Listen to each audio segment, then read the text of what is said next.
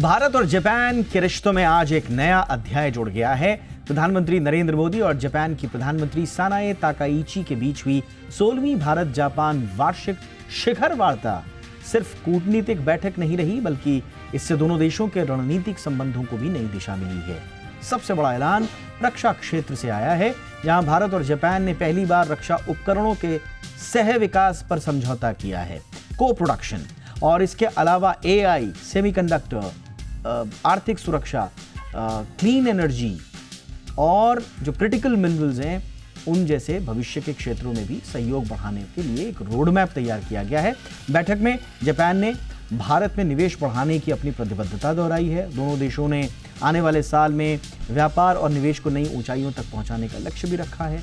अगले 10 साल में 10 ट्रिलियन येन का निवेश पर भी आज बातचीत हुई है। तो ये कुछ हाइलाइट्स हैं, इनके हम आपको मायने भी समझाएंगे, लेकिन इस बीच में जो वक्तव्य उभर करके आए हैं वहां से जरा उनको सुन लेते हैं, उसके बाद करेंगे चर्चा। आज भारत और जापान दोनों ही विश्व की सबसे बड़ी इकोनॉमीज में से है। एक फ्री, प्रॉस्परस और रूल्स बेस्ड इंडो पैसिफिक हमारी साझा प्राथमिकता है। फ्रेंड्स, प्रधानमंत्री ताकाइची और मेरा विश्वास है कि टेक्नोलॉजी पार्टनरशिप हमारे सहयोग का सबसे मजबूत स्तंभ बनेगी। इसी विजन को साकार करने के लिए आज एआई के क्षेत्र में हमने जॉइंट स्टेटमेंट भी जारी किया है। भारतीय एआई इकोसिस्टम के कई प्रमुख संस्थानों में भी आज अपने जापानीज पार्टनर के साथ एग्रीमेंट्स किए हैं। जापान की प्रिसीजन टेक्नोलॉजी और भारत की सॉफ्टवेयर क्षमता, इसका संगम वैश्विक एआई विकास को नई गति और शक्ति देगा। चलिए स्वागत करते हैं आज के हमारे मेहमानों का। अजय बग्गा सर हमारे साथ जुड़ रहे हैं, जाने माने market expert. Ajay sir, good evening, बहुत बहुत स्वागत है आपका। हमारे साथ जुड़ रहे हैं एम्बेसडर सुशील सिंघल सर, पूर्व राजनयिक अंतर्राष्ट्रीय मामलों के जाने माने जानकार। Ambassador Singhal, good evening sir, बहुत बहुत स्वागत है आपका। बग्गा सर, आज के हाइलाइट्स को अगर हम देखें तो 2022 में हमने 5 ट्रिलियन येन निवेश का लक्ष्य रखा था। सप्लाई चेन की उसमें बातचीत हुई थी, तो निवेश वाला बात ऐसा लगता है कि ये एक कंटिन्यूअस प्रोसेस है। बुलेट ट्रेन पर हम जानते हैं 2023 में रक्षा अभ्यास, मैरीटाइम कॉर्पोरेशन, 2024 में फिर high technology, semiconductor, critical minerals पर फोकस बढ़ा, तो वो भी लगता है कि बाकी सब कंटिन्यूएशन में है। और पिछले साल जो 15th जो शिखर वार्ता हुई थी, economic security initiative, AI partnership और 10 ट्रिलियन येन का जो आज जो जिस पे विस्तार से आगे बातचीत हुई है, ये कंटिन्यूएशन में लगते हैं। आज जो मुझे इंपॉर्टेंट लगा वो एक दिलचस्प बात लगी, और वो है डिफेंस को डेवलपमेंट। थोड़ा सा आप इस पे बताइएगा सर, क्या वाकई में इस पे एक्साइटेड होने की आवश्यकता है या नहीं? क्योंकि भारत पहली बार संभवतः ऐसा हो रहा है कि हम लोग रक्षा अभ्यास नहीं करेंगे, बल्कि हथियार साथ मिलकर के बनाएंगे। ये क्या इंपॉर्टेंट और कुछ नया है सर? नहीं, ये काफी अहम है। देखिए, हम हथियार बनाते रहे हैं। रशिया के साथ तो जॉइंट प्रोडक्शन कई दशकों से चल रहा है। अमेरिका के साथ भी कुछ लिमिटेड हुआ है लाइसेंसिंग। फ्रांस के साथ इजराइल और जर्मन सबमरीन्स तो काफी पहले भी पिछले दशकों में भी बने, और अब भी बहुत बड़ा एक ऑर्डर आ रहा है जर्मन शिप्स और सबमरीन्स जॉइंट डेवलपमेंट करने के लिए। जापान का क्या पहलू बदला है दीपक जी? एक है चीन का रोल। चीन जापान को बहुत आड़े हाथों ले रहा है। उनके साथ भी टेरिटोरियल कॉन्फ्लिक्ट है चीन का। और हिस्टोरिकली, क्योंकि जापान ने मंचूरिया पे जब कब्जा किया था, वो चीन वो याद रखता है, तो वो जो उनकी लॉस्ट सेंचुरी थी उसमें जापान की अहम भूमिका है। और जब भी जैसे शिंजो आबे आए थे, जो कि आप कह सकते हैं कि प्रेजेंट प्राइम मिनिस्टर के एक तरह से मेंटोर रहे, तो शिंजो आबे ने जब मिलिटरीली जापान को और सक्षम बनाने की बात की, तब भी चीन ने बहुत आड़े हाथों लिया था। अब भी इनके साथ भी, ताकाइची के साथ भी चीन बहुत उनकी निंदा करते जा रहे हैं और एक्शन लेने की भूमिका बांध रहे हैं, टेरिटोरियल डिस्प्यूट्स हैं। ऐसे माहौल में जब अमेरिका ने इंडो पैसिफिक कमान को पैसिफिक कमान बना दिया, ऐसे माहौल में जापान उभर के आना भारत के लिए एक अच्छा पार्टनर, ये बहुत अच्छी बात है। दूसरा, कमर्शियली मैं बोलूंगा 1500 से ज्यादा जापानी कंपनियां हैं। बहुत लॉन्ग टर्म और स्पेशली पेचीदा मैन्युफैक्चरिंग में जापान की बहुत अहम भूमिका रही है। मारुति सुजुकी हो, टोयोटा किर्लोस्कर हो, ये तो बहुत ही सार्वजनिक नाम है, बट आप थोड़ा सा भी नीचे जाएंगे, आप देखेंगे हिताची हो गया, पैनासोनिक हो गया, और फिर फाइनेंस में देखिए जापानी कंपनियां कैपिटल लाती रही हैं भारत में और जॉइंट वेंचर्स बनाते रहे हैं। तो बहुत लॉन्ग टर्म लोग हैं, अपने वादे के पक्के लोग हैं, बहुत ऑनरेबल लोग हैं। मैंने काम किया है इनके साथ, एक कंपनी भी बेची है जापानी कंपनियों को, तो और वो उसके बाद इतना बढ़ाया उन्होंने उस कंपनी को, और जो हमारे सीनियर मैनेजमेंट थे उनको जाने ही नहीं दे रहे थे, वो इतने खुश हो जाते हैं अगर आप अपने जुबान के पक्के रहते हैं। तो ये बहुत ही अच्छा एक देश है आपके पार्टनरशिप करने के लिए। तीसरी अहम बात जो आपने कही और जो प्रधानमंत्री आपने जो सेगमेंट चलाया, प्रिसीजन इंजीनियरिंग और भारत का सॉफ्टवेयर, यहाँ पे एनर्जी हो, जापान की सक्षमता हो, हाई टेक्नोलॉजी में जापान का बहुत बड़ा कैपिटल पूरी दुनिया में जाता है। तो एक सबसे बड़ा निवेशक है अमेरिका के बाद दुनिया भर में जापान।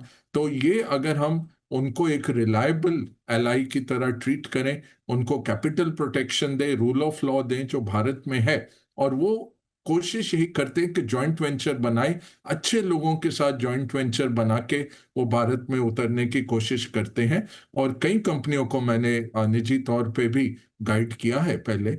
बहुत लॉन्ग टर्म की सोच है दीपक जी, और बहुत ऑनरेबल लोग हैं, और इनके पास कैपिटल है, इनके पास टेक्नोलॉजी है, तो भारत के लिए बहुत अच्छा है। और एक कॉमन आपका आप कह सकते हैं कि चैलेंज है, वो है चीन। तो जापान को भी डिरिस्क करना है, चाइना +1 करना है। और अच्छी बात क्या है, ये जो आज आंकड़े भी निकल के आए कि 80% जापानी कंपनियां भारत में प्रॉफिटेबल हैं, और पैसा कहां से बनाती हैं? केवल 14% रेवेन्यू एक्सपोर्ट से आ रहा है, 86% रेवेन्यू इनका भारतीय मार्केट से आ रहा है। ओह। तो ये सोचिए कि वो भारत को कंज्यूमर मार्केट करके इन्वेस्ट कर रहे हैं, और बहुत हाईटेक क्षेत्रों में अच्छी टेक्नोलॉजी लेके आते हैं। जी दीपक जी। अब आपने इतना अच्छा डेटा दिया सर कि ये सब क्रिस्टल क्लियर हो गया कि जापान को हम क्यों चाहिए, बट हमें जापान की क्यों आवश्यकता है, और रणनीतिक रूप से थोड़ा सा एम्बेसडर सिंघल साहब हमें समझाएं। और जो बग्गा सर ने बहुत ही अच्छा एंगल बताया है चाइना को काउंटर करने के लिए, चाहे वो ट्रेड डाइवर्सिफिकेशन के मामले में हो, स्ट्रेटेजिक पॉइंट ऑफ व्यू से हो, दूसरी भी वजहों से हो, क्या आपको लगता है कि ये चीन को काउंटर करने के लिए जापान एक बेहतर हमारे पास वो है, और उनकी विजिट को आप ओवरऑल कैसे देख रहे हैं सर? देखिए दीपक जी, एक बात यह है कि जापान और भारत की जो रिलेशनशिप है वो पहले बिजनेस रिलेशनशिप थी, ट्रेड रिलेशनशिप, लेकिन अब जो है ये स्ट्रैटेजिक रिलेशनशिप पर उभर के आ रही है। और जैसा प्रधानमंत्री जी ने भी बोला, इंडो पैसिफिक के बारे में उन्होंने बात की कि भारत किसी देश का, खैर उन्होंने नाम नहीं लिया, लेकिन हम सब समझते हैं कि वो किस बारे में बात कर रहे हैं जब वो कहते हैं कि rule based and free Indo Pacific region की बात कर रहे हैं। तो और वो कह रहे हैं कि इंडिया जापान उसके पार्टनर हैं। तो उद्देश्य बिल्कुल साफ है कि ये भारत और जापान दोनों मिलकर के जो इंडो पैसिफिक रीजन है उसमें एक रोल की बात कर रहे हैं। और चीन का जहां तक सवाल है, जापान और चीन के संबंध थोड़े ऊपर नीचे होते रहते हैं, लेकिन उनका जो बिजनेस ट्रेड रिलेशनशिप है वो बहुत स्ट्रांग है कि जापानीज कंपनीज ने बहुत चीन में इन्वेस्ट किया हुआ है। लेकिन जो अब हालात चल रहे हैं और वो ऑल्टरनेट जगह देख रहे हैं, कोशिश कर रहे हैं कि एक ऑल्टरनेटिव उनके पास में हो, ताकि कोई डाइवर्सिफिकेशन हो पहली बात, और दूसरी उनको समस्या ना पीछे। तो भारत उसके लिए एक मेरे ख्याल से बहुत महत्वपूर्ण उसकी स्ट्रैटेजी में उनके आ रहा है कि भारत एक उनकी जो रिक्वायरमेंट है वो पूरी कर सकता है। तो जब हम इसमें बिजनेस, अगर इसको हम बिजनेस जो टारगेट्स और सेट किए गए हैं उससे देखें, तो हमें इसकी जो है जो पिक्चर है वो बहुत साफ नजर आती है। जैसे 5 ट्रिलियन जापानीज येन की बात की थी इन्वेस्टमेंट की 2022 में, वो 3 साल के अंदर पूरी होगी। तो इसका मतलब जापान में कैपेसिटी बहुत है इन्वेस्ट करने की, और भारत में एब्जॉर्ब करने की कैपेसिटी। तो क्योंकि कहीं भी इन्वेस्टमेंट कहीं भी अनाउंस हो सकती है, लेकिन उसकी जो है एब्जॉर्प्शन की कैपेसिटी भी होनी चाहिए।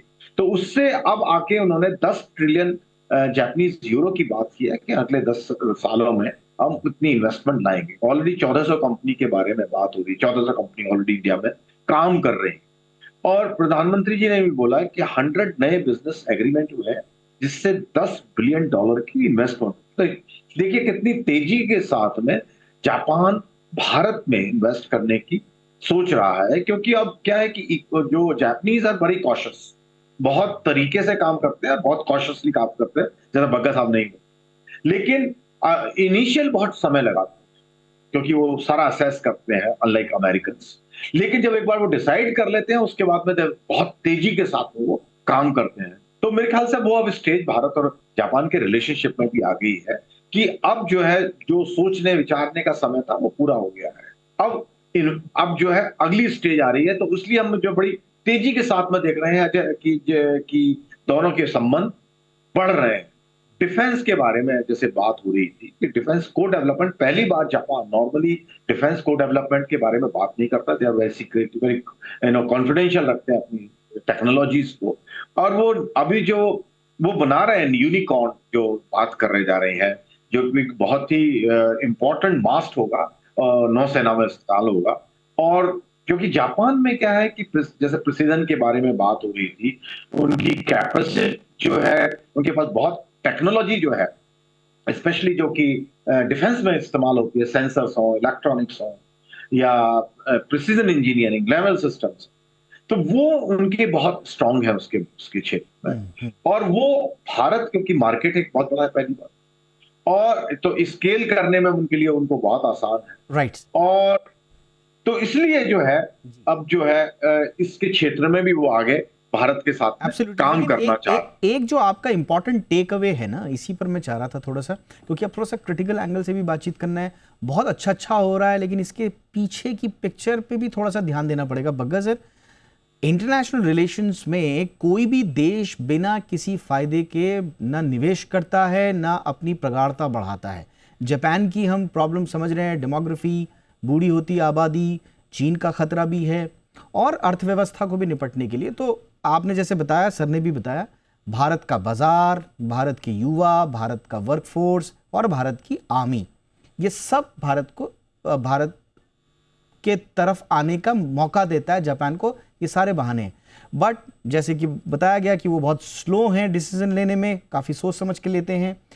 टेक्नोलॉजी ट्रांसफर, अगर डिफेंस को प्रोडक्शन भी कर रहे हैं तो टेक्नोलॉजी ट्रांसफर होगा नहीं होगा, नो हाउ देंगे नहीं देंगे, वी डोंट नो। एंड जो ट्रेड भी है वो पूरी तरह से उनकी तरफ झुका हुआ है।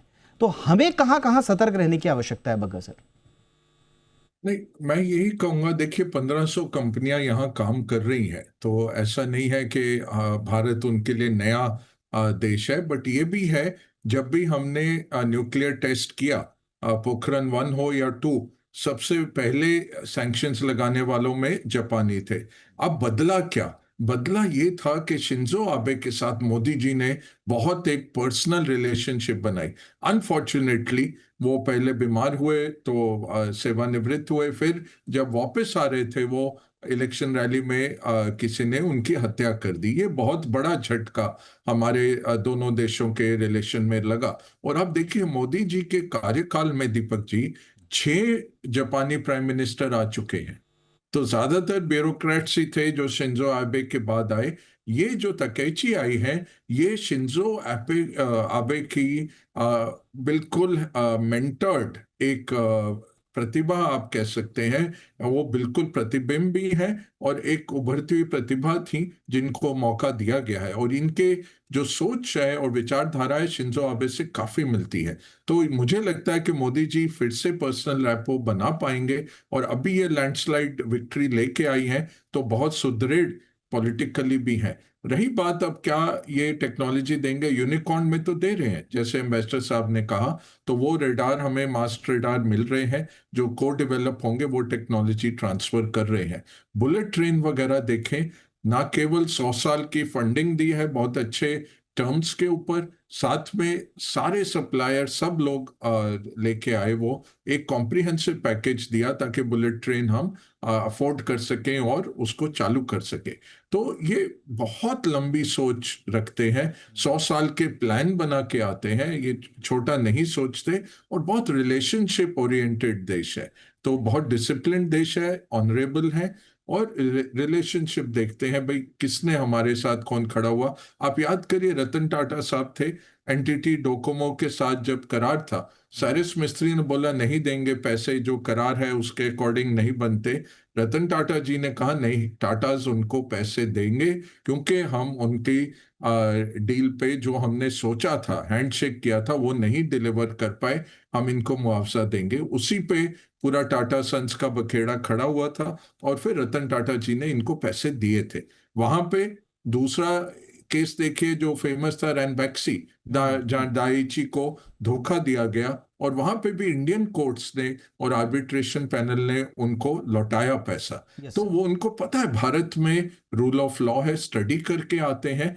और हमारे लिए अहम क्यों है, वो जो आपने बहुत सही कहा, डेमोग्राफिक्स वीक हो रहे हैं जापान के, उनको अच्छे पार्टनर चाहिए। दूसरा, भारत इतना बड़ा मार्केट है, उस मार्केट को आप अगर सर्विस करना चाहते हैं तो आपको यहाँ पे फैक्ट्रियां लगानी पड़ेंगी, वो ये कह रहे हैं। तीसरा, भारत का फाइनेंशियल सेक्टर जो उभर रहा है, अभी भी हमारा फाइनेंशियल पेनिट्रेशन बहुत लो है, तो वो वहां पे आप देखिए जापानी बैंक, जापानी एनबीएफसी, इन्वेस्टमेंट बैंक्स, ब्रोकरेजेस सब यहाँ पे निवेश कर रहे हैं। Right. चौथा जो बहुत अहम बात, और इस बार जो साइन हुआ है दीपक जी, के येन रुपी ट्रेड, वो कह रहे हैं डॉलर हमें नहीं कन्वर्ट करके लाना, आप दोनों तरफ के बैंक्स येन और रुपी में सेटलमेंट करेंगे डायरेक्टली। ये जो मल्टीलैटरलिज्म आया है, ट्रंप ने फोर्स किया है दुनिया को, और पीयूष गोयल जाके ईयू से साइन करके आए, ईएफटीए से साइन किए, यूके से साइन करने जा रहे हैं, 15 जुलाई को लागू हो जाएगा। हम मल्टीलैटरलिज्म देख रहे हैं। वहां पे जापान एक बहुत अहम है, वो 25-30 बिलियन का ही हमारा चाहे ट्रेड हो अभी, उसमें से 15 बिलियन का डेफिसिट है, क्योंकि हाई टेक्नोलॉजी हम लेते हैं। उनका नॉन टैरिफ बैरियर बहुत है, हमारा, हम एग्रीकल्चर भेज सकते हैं प्रोडक्ट, हम उनको माइग्रेंट लेबर भेज सकते हैं, सर्विस एक्सपोर्ट्स कर सकते हैं।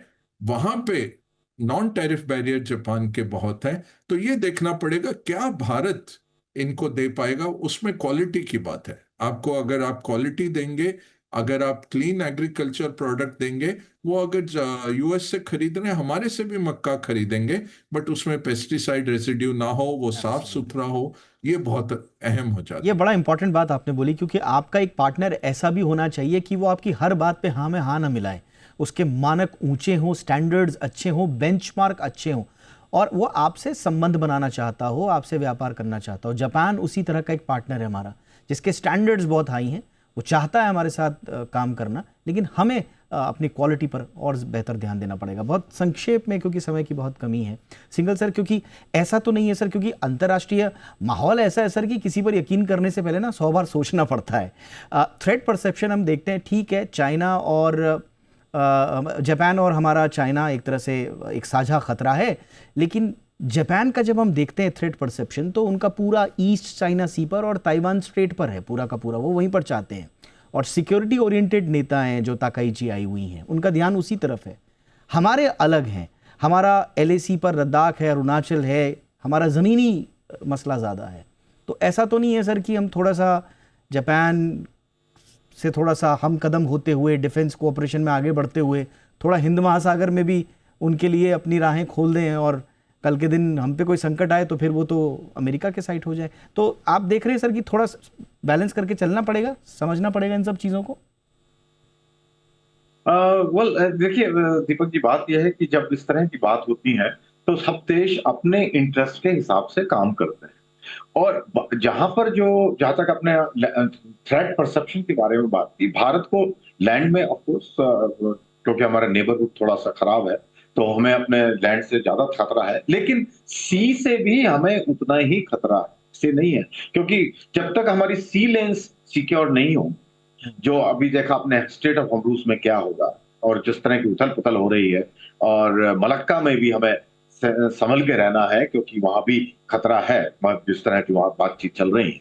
तो इसलिए ये कहना कि खाली हम समुद्र जो लैंड की तरफ ही हम ध्यान दें, हमें समुद्र की तरफ भी ध्यान देना पड़ेगा। और उसके लिए समुद्र में अगर हम ब्लू एक नेवी के बारे में बात करें, तो ब्लू नेवी बनाने के लिए भारत को अपने दोस्त बनाने पड़ेंगे जहां पर हमें सुविधा मिल सके, तभी हमारी जो डेप्थ है नेवी की वो बढ़ पाएगी।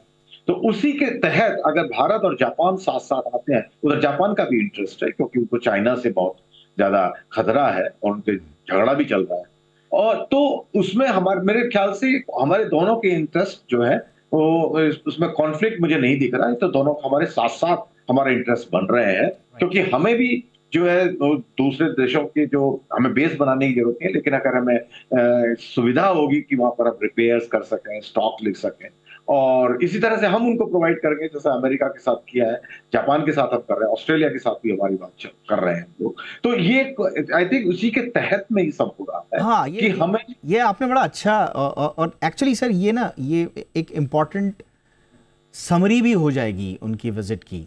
हम ऑलरेडी भरोसेमंद, आर्थिक रूप से भरोसेमंद पार्टनर्स हैं, टेक्नोलॉजी के मामले में हम भरोसेमंद पार्टनर्स हैं, लेकिन अभी हम लोग मिलिट्री अलाय नहीं हैं, ये दोनों देश जानते हैं।